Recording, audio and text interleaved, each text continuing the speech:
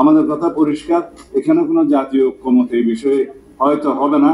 একটা major political পার্টির সদস্য হিসেবে আমি আপনাদের সামনে বলে যেতে পারি যে জাতীয় সংসদ নির্বাচনই হবে আমাদের সবচেয়ে জরুরি এবং অগ্রাধিকার। আসসালামু আলাইকুম। মাননীয় সভাপতি হযরতুল মায়াকাম আলমউদ্দিন, বিশিষ্ট নেতৃবৃন্দ, রোজাদার ভাই বোনেরা, আমার মনে হয় এখানে বোনেরা নাই,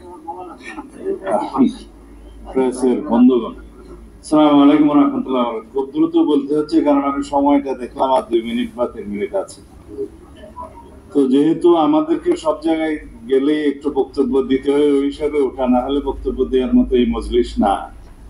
তো গতকালকে দেখলাম আমাদের রাজনীতিতে আসার নতুন বন্ধুরা একটা নতুন প্রস্তাব করেছেন, কিন্তু রাজনীতির অভিধানে যেটা আমরা পলিটিক্যাল গ্রামার এবং পলিটিক্যাল ডিকশনারি বলি, সেখানে ওইরকম কোনো শব্দাবলী নেই। যেমন একই সাথে গণপরিষদ এবং জাতীয় সংসদ নির্বাচন হতে পারে যদি জাতীয় ঐক্যমত সৃষ্টি হয়, এরকম একটা কথা রয়টার্সকে বলা হয়েছে।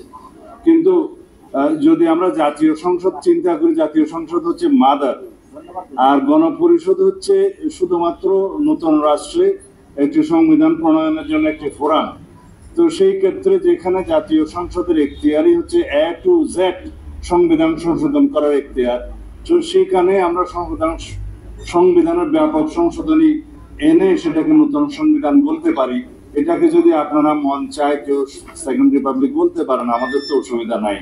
তো সেই জন্য আমরা মনে করি বিভিন্ন রকমের যে শব্দাবলী এবং যে সংজ্ঞা রাজনৈতিক অভিধানে নাই, সেগুলোর অসংলগ্ন প্রয়োগের মাধ্যমে আমরা যেন ধর্মজাল সৃষ্টি না করি। আমাদের কথা পরিষ্কার, এখানে কোনো জাতীয় ঐক্যমত এই বিষয়ে হয়তো হবে না। একটা মেজর পলিটিক্যাল পার্টির সদস্য হিসেবে আমি আপনাদের সামনে বলে যেতে পারি যে জাতীয় সংসদ নির্বাচনই হবে আমাদের সবচেয়ে জরুরি এবং অগ্রাধিকার। ধন্যবাদ আপনাদের সবাইকে।